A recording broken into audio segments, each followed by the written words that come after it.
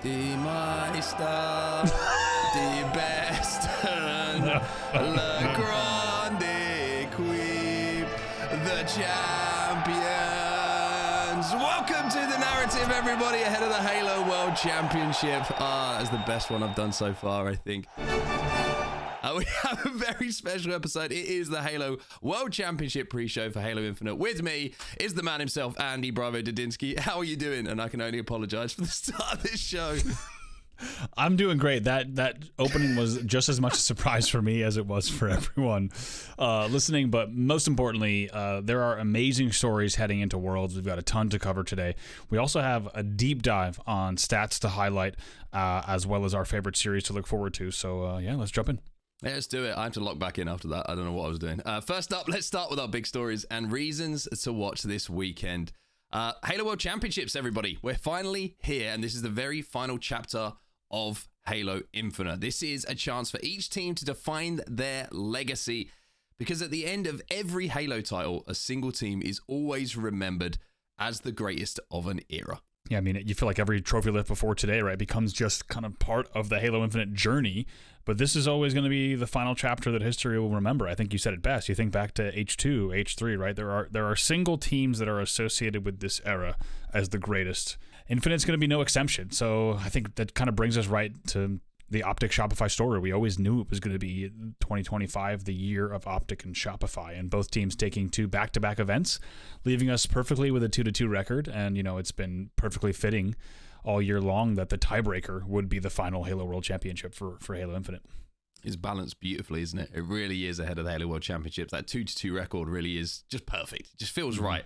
But we should say FaZe have made a late rally in the year to be considered a contender now, stealing second place from OpTic just weeks ago in Charlotte. And with 3 of the 4 players who have raised a Halo World Championship trophy on the stage in Seattle, what a time it would be to rekindle that feeling.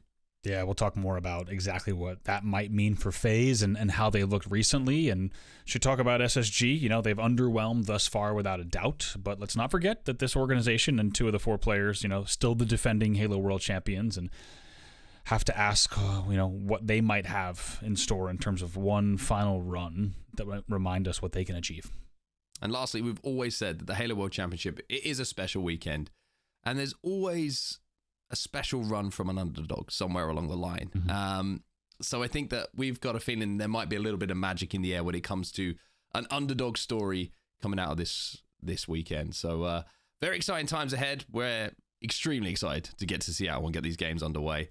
But, you know, speaking of those underdogs, little quote to throw in here. Every champion was once a contender who refused to give up. Do you know who said that, Andy? I think it was Rocky Balboa. It was Rocky Balboa. So if you think back to Native Red's run, now TSM, of course, 3rd, 2022 Halo World Championships, and other crazy runs that we've had in Infinite, like Quadrant, 3rd, OpTic Major 2024. You've got Mindfreak and Akave, who both hit top 8 back in Charlotte very recently. You still get that feeling that this, with, you know, something's in the air with this being the last event for Halo Infinite. And that moves us on to also something that's different, Andy, is the change in the format for Sunday. Yeah, exactly. Each series being a best of 7, by the way, for the first time in competitive Halo history, will leave us with no doubt about the best team at the end of the weekend, and pretty excited. Especially, you know, you think of the winners bracket final, you think of the Olymp final. It feels right that those are going to be best of 7s. All right, let's start talking teams. Let's get into this. Let's start with the defending champion, and firmly, without a doubt, the defending champion, Shopify Rebellion. Most dominant win in tournament that we've seen this season from any team. To put that into context, they were 7-0 in their series, 22-3 in their map count, and something very impressive as well, 7-0 in their map 1 record in series. They are looking better and better. They are looking phenomenal now, and it almost feels like, Andy, they might be pulling away from everyone else. Yeah, it certainly does feel that way. They only dropped, as you said, 3 games in the entire tournament. 2 of those were Slayers, and 1 was Aqua Bomb. So only 1 objective game dropped the entire tournament, and it was just a 1-0 Aqua Bomb to FaZe. Dominant results all weekend. I think you and I were agreeing that it's probably the most dominant result we've seen this entire season. from a team. We should go through some of those huge margins they had. And over top teams, by the way, 4-0 Aqua Flag over TSM, but it only gets crazier and crazier thereafter. A 1 minute 30-second 3-0 Origin CTF over SSG, which a lot of people may remember, or you may miss it because you blinked or went to get a drink, in which case you would have missed the entire game, which is pretty ridiculous. 5-1 Aqua Flag over FaZe, and one of the biggest blowouts was a 250-44 recharge Strongholds over OpTic. So it just feels like, Mark, when the team is playing their best, it doesn't really matter who they're up against. It just feels like their best is better than anyone else. Yeah, I mean, the Mitquin quote can go in there somewhere. I'm not quite sure what order it was in. It still confuses me to this day. But if you focus in on some of their successes, you know, the 6-2 in Slayer in Charlotte as well, which is continuing to be a huge success metric for this team. And even if you could force a Game 5 against them, in 2025, and we're talking about the Halo World Championships here, if you can get to a Game 5 against them, something that really jumped out to us, that any Slayer that has been within 5 kills, that means, you know, pretty close Slayer games, they have a 9-5 record. So almost double positive in those games, and it just shows huge late game composure and a clutch factor, which is going to be so needed in a tournament that's going to be this highly competitive. Yeah, it's been, and we'll talk a lot more about game type specific things for this team. For OpTic, of course, there's a lot to dive into. Another thing that you and I had picked out was in 2025, Shopify is 13-1 in Strongholds this season. So I think the comparison is absolutely warranted. Their only loss was to OpTic, so of course the rivalry is alive and well in that stat line as well, but really dominant Strongholds gameplay from them all year. Yeah, it feels like if you see Strongholds in a series layout at the moment, that it's almost a guarantee that Shopify are going to win it. They are playing that well when it comes to that game type. So Shopify, everything is looking great for them preparation-wise ahead of the Halo World Championship, cycle MVP as well, which I think very deserved from Charlotte. Which leads us on to the team who also has 2 trophies this season. A team that was built to win a Halo World Championship and now has the chance to do exactly that. It's OpTic Gaming, Andy, but I think you have to say they are currently on the back foot after some losses and their lowest finish this season in Charlotte. Yeah, first time outside the top 2, not just this year, but we had to scroll and scroll and scroll back. You know, one thing we could say for OpTic fans is maybe this was the perfect time to have a wake-up call ahead of the final World Championship. Yeah, I agree. And it kind of sets it up to not only see this as an opportunity for revenge for OpTic, but the Halo World Championship is for all the marbles. And I think if you were to speak to the team's supporting staff, coach, fans, everybody from OpTic Gaming knows it right now. And I think if we start to dive a little bit more into what went wrong and what is continuing to go wrong for them with that placement that we saw in Charlotte, we have to look at pool play again, the start of the tournament. And they, you know, we were thinking, how can we phrase this? How can we put this in a way which really hits home? And I got to say, I was like, I need to be honest about this. I think they're victims of their own complacency. Yeah, I mean, for this to happen 3 times this season, 3 out of 4 events is pretty wild for them to fail to take the top spot in their pool. In Charlotte, of course, this will be the match that rang around the world, but lost to Mindfreak 3-2, almost 3-0, by the way, in pool play. And you and I think, are very much aligned that this just can't be happening. Yeah, I mean, 3 of the 4 events this year, they have been in elimination bracket round 1. Unacceptable. There's no other word. Like, you can't paint it any other way. When they should really be winning their pool comfortably every time, rather than being forced to turn it on later in the bracket. They've escaped those pool play failures twice due to insane elimination bracket runs to win the championships, but it always felt like it was going to be too many times if they kept that trend up. And they learned that the hard way in Charlotte, and it cannot be relied upon to go on these crazy runs. It did feel like that strategy was on borrowed time, right? It was, don't get me wrong, these were incredible, dramatic elimination runs to start the year off back to back. A lot of fun to watch, a lot of things to be proud of, but you put it perfectly. Time was going to run out. They can't rely on that strategy because, like we said, look at the margins in this game. Look at how Slayers go. Look at how narrow a game 5 can be. If you get the wrong spawn on one game type, right, you might lose a 45-45. So it can't be relied upon. And I think it's also cost them in terms of like tournament fatigue. You and I were looking at the games they've had to play each run as well.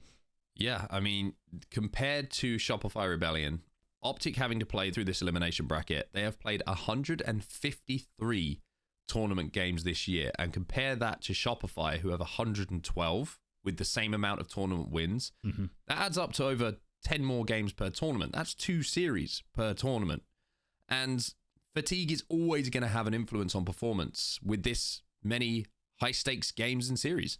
Yeah, and just to give everyone at home, I think a lot of people listening will have, competed in events over the years or just been familiar, but I'm sure a lot of people will not have been, either in open brackets or in championship brackets. So just to paint what those 2 series do for you on a weekend, it's such a difference maker. It changes your Friday and your Saturday to determine, are you getting done with the team at a reasonable time? Are you guys watching, not only other tournament matches, but how much time can you dedicate to VOD reviews at night in the hotel room, right? Are you having a normal dinner together where you're sitting and just enjoying the weekend rather than scarfing down some food at midnight because you had to play until 11 p.m. And then how is that impacting your sleep? It's 2 different weekends, right? If you play through winners, you're done early afternoon, Saturday night, you're probably getting dinner with the team and you have hours to watch gameplay from that day in the hotel room instead of playing until 11 p.m. So these are 2 very different weekends. As you said, 10 more games per tournament. That fatigue manifests in a ton of different ways in terms of total time across the weekend. And it's too high stakes for them to be playing the same way. But we should talk about game type specifics, and I think the best place to start is once again the Slayer story with OpTic. Yeah, Slayers, once again, something to talk about. 6-5 in Slayers in Charlotte. A winning record, but not great when you consider that 6-5 is including elimination bracket games, arguably against some of the lesser teams. They were 0-2 in game 5s in Charlotte's.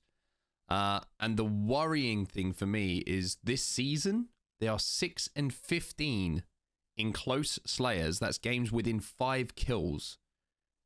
If you compare that to Shopify, who are 9-5, 6-15, Andy, is a big concern. It is, and they're only 30-22 overall in the year in Slayers, and there's a reason we've been focusing on their Slayers, because if they haven't focused on them since Charlotte, they're going to undoubtedly run into trouble here. I'll go back into Slayers in a minute, but also want to highlight some of their stronger game types because those are important to highlight as well.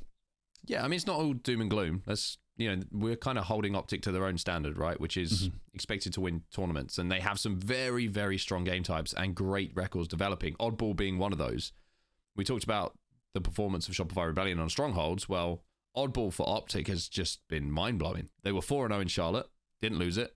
They're 21-1 all season as well on it. And I think it put that into context as well. Oddball is, I think, revered as the most to it when it comes to a game type, with the most variables and how good you have to be in situations. So that's how good they can be. And I think having that 21-1 record is pretty ridiculous. It is. It's really impressive. Every single time we see Oddball in a series layout, I'm tempted to give it to OpTic, which we'll talk about in a minute. Also, King is really interesting for OpTic. So historically, a very good game type for this team, specifically in 2025. They were 13-2 in King on the year going into Charlotte.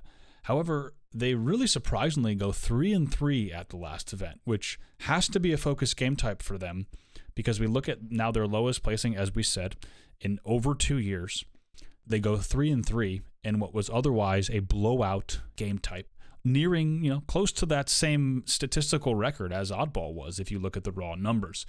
So they take 60% of their season losses at a single event. And that made me dig into each of those losses, because what happened and how did it impact their tournament run? And it turns out that King was a huge factor in the way that this team placed. They lose King of the Hill against Mindfreak game 1. That you can say that cost them the series, because they fail the reverse sweep and they lose in game 5. They lose King of the Hill game 1 to Shopify. That's always going to be important. And even though that entire series wasn't close, to have that in the series, if you just look at the kind of straight up value of that game type in the series, very important as well. Maybe the biggest piece is losing King of the Hill game 4 to FaZe. I mean, losing this costs them everything. Let's take a look at that actual series, because they lose the series in game 5 in the end. However, let's not forget, they had won game 2 and game 3. They were up 2-1 over FaZe going into game number 4, Live Fire King.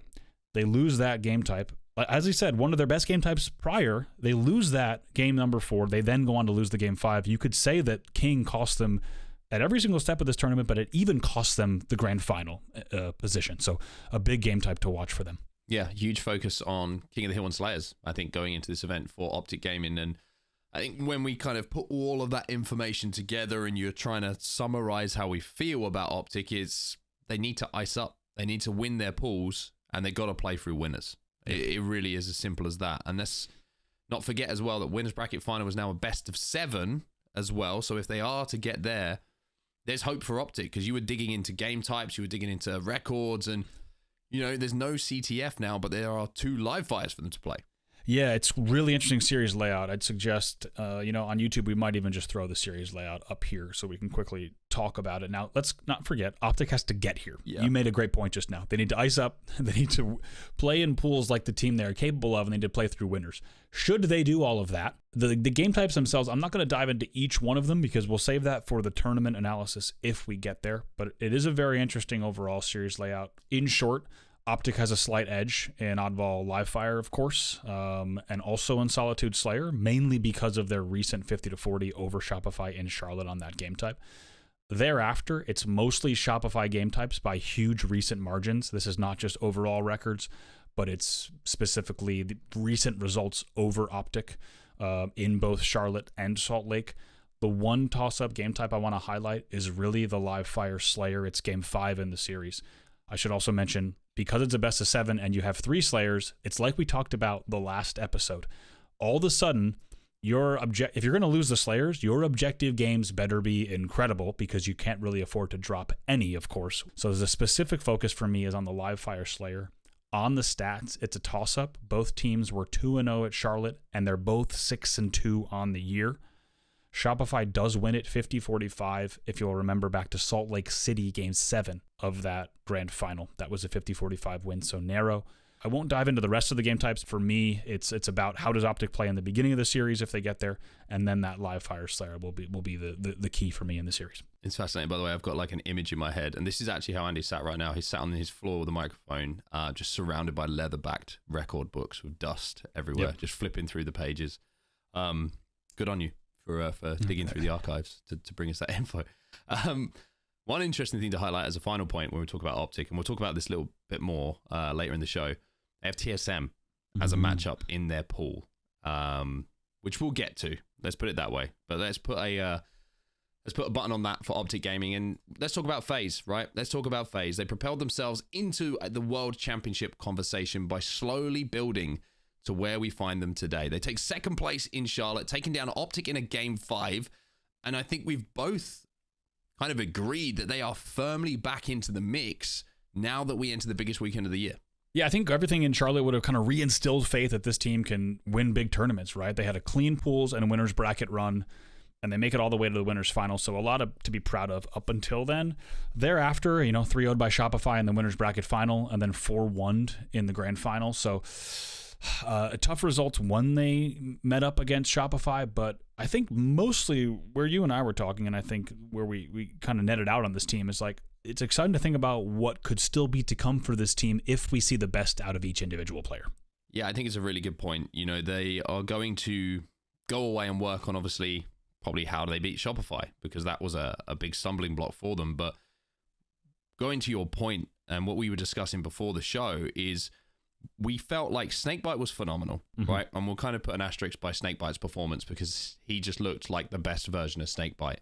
But for everyone else on that team, it wasn't the greatest that we've ever seen them. It wasn't the biggest tournaments that we've ever seen from them. There weren't the huge pop-off moments from the likes of, Trippy, Lucid, of course, Penguin as well. I mean, there is still a lot of room for those players to raise their game individually, it felt like. And when you are still making it through to a grand finals, and when you are beating OpTic Gaming and you are going all the way through the winner's side of a bracket, that is such a great beacon of hope for them and FaZe fans. And I think the potential is massive for this team if people, one or two of those other players can raise their level to what we saw from Snakebite. Because there's no doubt, I think, in everyone's mind that for FaZe to lift the Halo World Championship, every single player on that team needs to be playing at their highest level. It goes without saying, right? And I think it's encouraging almost that they made it to a final with what felt like not every player hitting that level. So I think there's a lot still to come from FaZe, not just through preparation and doing what they do best, but just those individual moments. I think there's a lot more to come from FaZe. Yeah, I think so too. And like you said, if you think of the ceiling that these players have hit before or even kind of pushed through, there's just nearly unlimited potential for what they could do if they're all kind of firing on all cylinders. And I think interesting examples of this is Outliers, right? Lucid happens to have kind of the lowest KD on the team against Shopify specifically, otherwise had a fantastic Charlotte tournament. But little outliers like this, where if we see him pop off, we could see a significant turn in results, especially we should talk about their games that they had in Charlotte, 6-2 in series and 19-13 in games. Slayer, pretty solid, 8-4 in Charlotte. But I think also the big thing that we were talking about was also that 3-0 Game 5 record, kind of concerning as it feels kind of Game 5 dependent.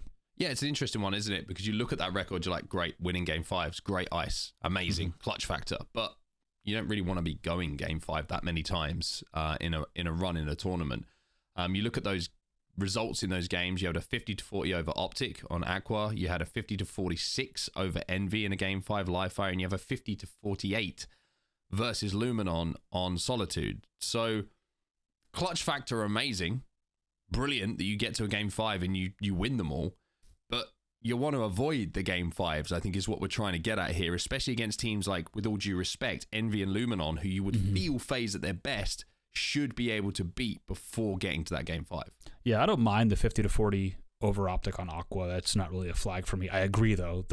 Having an Envy game within 4 and then a Luminon game within 2, it feels like that's the difference between a nade hitting and not hitting. You know what I mean? And at Worlds, you don't want to have so much on the line. You just want to be avoiding those Game 5s. And I think if they're playing the way that we were describing earlier, if they're able to find kind of really good form across the entire roster, that'll be the key for them.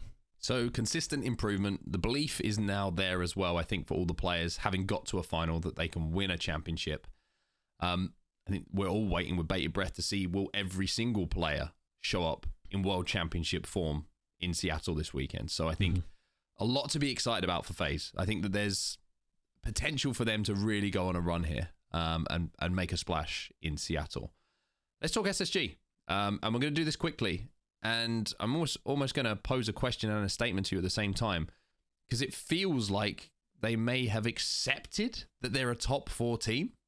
I don't want it to feel that way, but it kind of feels that way right now, doesn't it? If you just look at their results, they're currently ranked above, outside of the big 3. They're certainly ranked above the rest of the pack, but they are not taking games off the big 3. And while they might be ranked above the rest of the pack, the games have been, I think, closer than they would have wanted them to be, without a doubt. For me, it's a question of just like, is this the team that needs to not only be thinking ahead about the big 3, but even also who's behind them, and maybe even losing their Champ Sunday spot in a close series?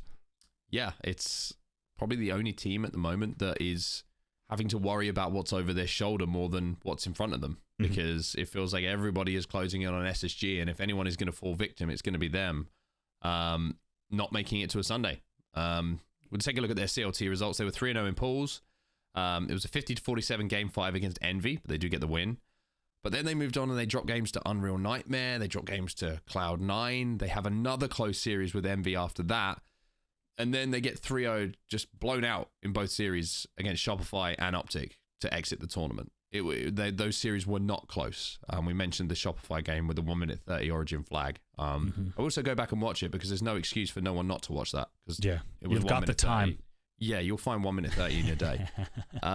So for SSG, there is that concern. And they also have an Envy rematch in their pool, which we'll talk about in a little bit. So that developing kind of storyline with those two teams being extremely close. SSG have had the better of them so far, but so far is certainly in italics if you were to write it down. So we'll see what happens there. We'll talk about them a little bit when we get to some of the pool play matches, but we also have to, I think, rightly highlight some international milestones here, because what a tournament, Andy, it was for our international teams. I mean, what a tournament indeed. You think of not just Mindfreak, but also Akave. We'll get into each of them. Of course, for Mindfreak, first ever top 8 for ANZ.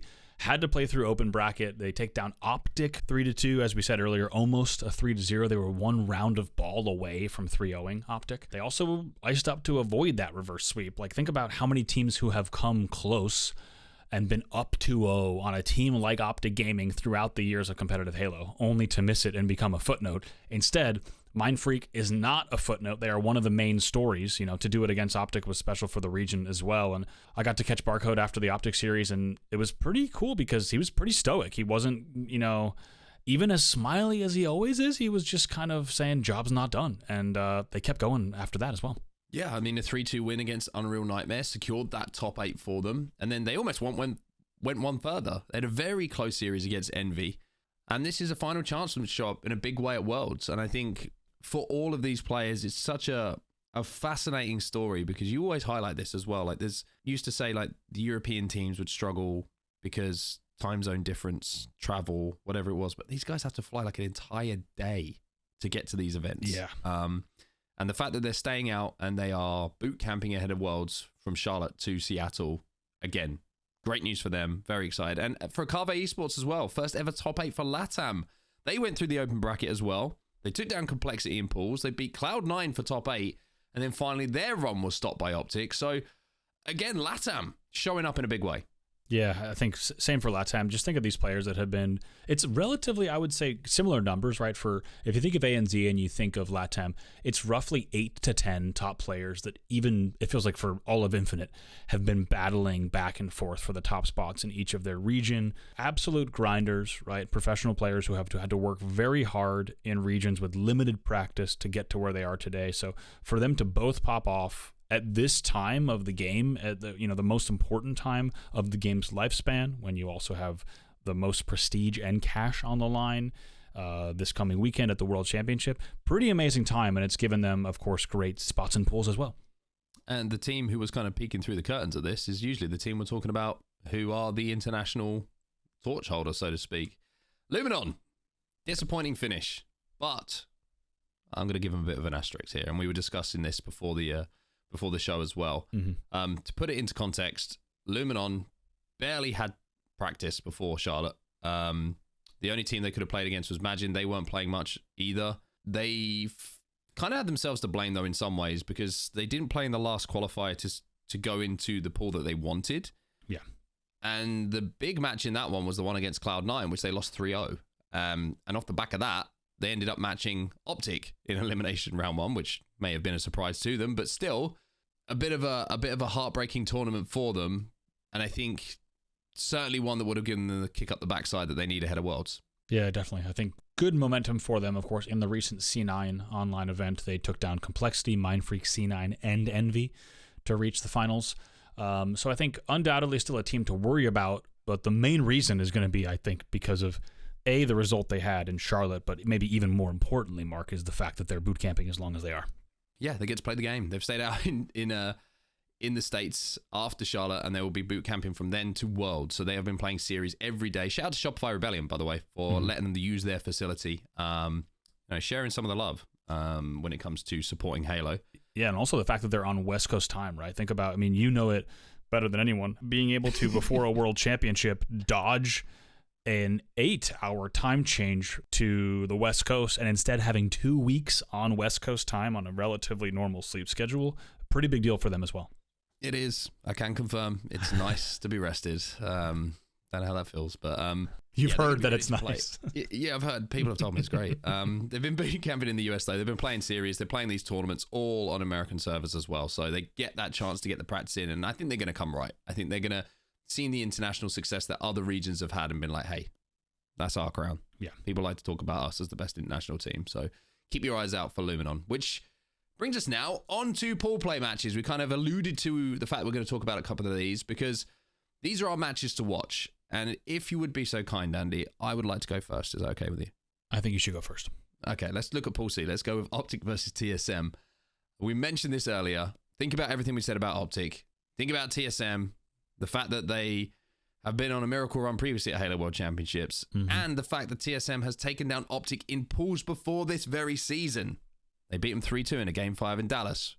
you don't remember it, Torlak hitting the emote wheel, middle finger in the green wall. He did it all. And this is OpTic's first test of the tournament. This is first match of the tournament on the main stage. And I think we're both thinking that they need to prove they are ready to play. Yeah, and for TSM on the other side, it's a chance to do it all over again. They kind of have nothing to lose on the TSM side, to be honest. Torlak might have to wind up the emote wheel, see what he can do. But for OpTic, I think you made a great point that you could argue that if there was one team that would be an accurate barometer of where they're at, that opponent would be TSM. It feels, I think, fitting that they have a formidable foe in the pool with them. For example, if OpTic somehow ended up with an easy pool at Worlds, it just wouldn't feel right because it wouldn't make them go through the gauntlet that they've had to go through and that actual first true test. And I think there's no doubt that we're going to learn a lot about both of these teams through this first series. Imagine OpTic lose. Oh, that would be crazy, wouldn't it? But if they win, then we're like, they're in champs form. Also, if they lose, they have this crazy asterisk that the players and the entire fan base is going to say, well, let's not forget, they've done it twice like this, which I can't argue with, even though I really want to. I'll argue with it. Yeah. You're right. But they do need to win the series. They need to win the series. I think they need to win it convincingly as well to make me a believer. All right, who have you got? Who are you looking at? My matchup is going to be the rivalry we've already been discussing because we are blessed with it as a pool play match yet again. It is Pool D. It is Space Station versus Envy somehow this was already a pool play highlight rematch in, I think, Salt Lake City as well as in Charlotte. They played at the LVT LAN. Envy had taken them SSG down 4-3, which set up kind of the Charlotte rematch. We should talk about how those went quickly. SSG won the Charlotte Pool Series 3-2, but a 50-47 Game 5. They met again in the bracket, and it was an SSG 3-1 win, but you had alluded to this earlier, and I wanted to mention just how close it was. Envy takes game number 1. That was Live Fire Strongholds. Thereafter, you have some of the closest games we've seen all season for these teams. A 50-48 Recharge Slayer, a 3-2 Forbidden Flag, and after that, a 2-1 Lattice Ball. So down to the wire games in every single game in the series. So overall, SSG has had the wins so far, but it feels like for Envy, this is just a chance to have the last laugh and make a run here. Yeah, and you go back to that story about SSG looking over their shoulder. I think Envy are the ones who are chomping on their heels at the moment. They would love to give SSG a tough run. So yeah, they want that Sunday spot, and I think SSG are going to have to be very, very careful. We'll also be keeping our eyes on the international teams again. Be amazing to see Mindfreak starting off in pools as well, in Pool B, see what they can do, if they can live up to the expectations now that they've set themselves, and I think they will want to do their region so proud. And then we also have Akave and Luminon together in Pool A, which is fascinating. It's going to be a lot of fun to watch. That's going to be such a big series, and it feels like there's so many international hopes that could hinge on just one pool play series. So kind of a tough result for both Akave and Luminon, right? I think if they could have had the pick of the litter, they might have wanted to be spread across the bunch, or they might be happy to play one another. Yeah, you have to see. Maybe they're happy because if you think about them being in the same pool, they are avoiding the likes of a TSM or an Envy being in their pool. So both teams will come in confident, and only one of the teams, though, is going to have the edge in that exact series. And with Shopify as your first seed, you can bet that whoever wins the specific versus matchup of Akave versus Luminon will likely play second in that pool.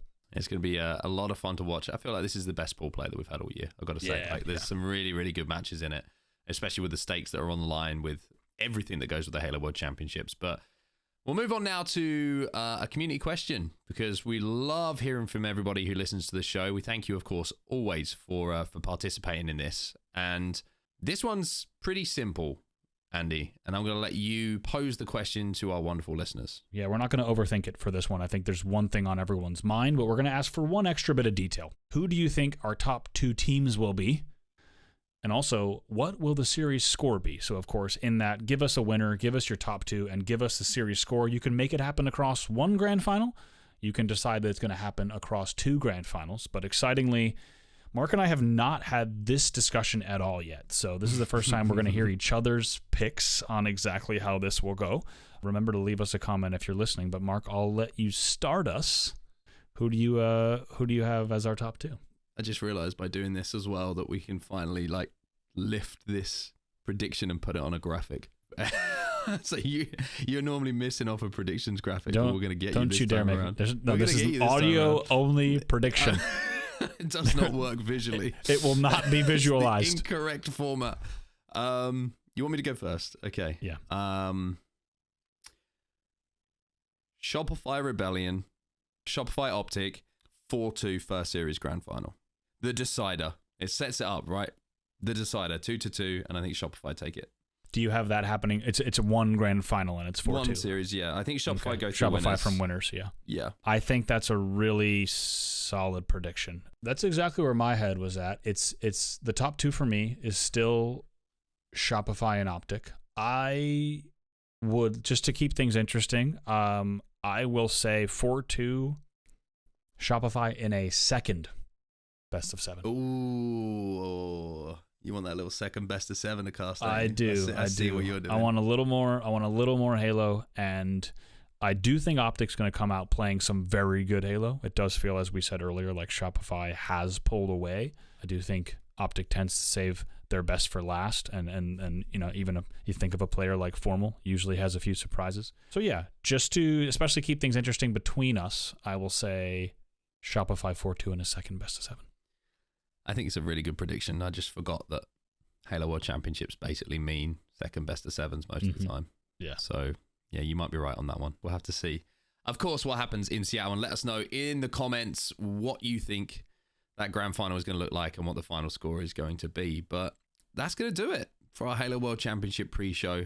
Make sure to jump in the comments once again. Let us know who you got winning this year. And it has been, I think, an amazing year and an incredible era of Halo Infinite. We can't wait to see the conclusion this weekend. We hope that you'll join us in Seattle or online. It's going to be an emotional week, Andy. I'll be honest. It's going to be a really emotional week for so many reasons. Any final words that you want to chirp in with before we wrap this up? Yeah, I mean, just kind of echoing each thing that you said, I think it'll be a really special week indeed. It's been another fantastic year of this game. It was a surprise year. I think none of us knew that we'd be blessed with a 4th year of a Halo title for the first time. And man, has that ever delivered. Even though people were saying that a 2-team race would not be an exciting league, it's like, man, has that not ever been the case, even though these two teams were tied 2-2.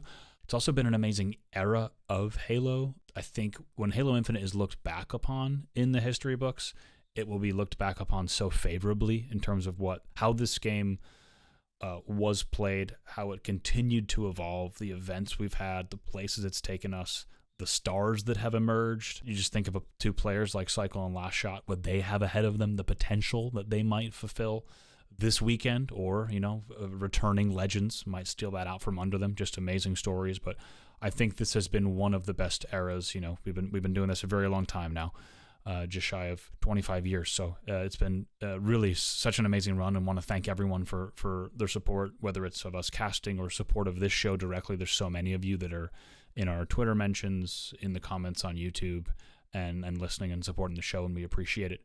And as a quick final piece of housekeeping, also want to give a shout out to Clutch for being nominated Analyst of the Year in the Esports Awards. Also, Last Shot nominated for Controller Player of the Year. Onset, Gaskin, and myself were lucky enough to also be nominated in our categories, but make sure you support all the HCS nominees. It's esportsawards.com if you want to get some votes in.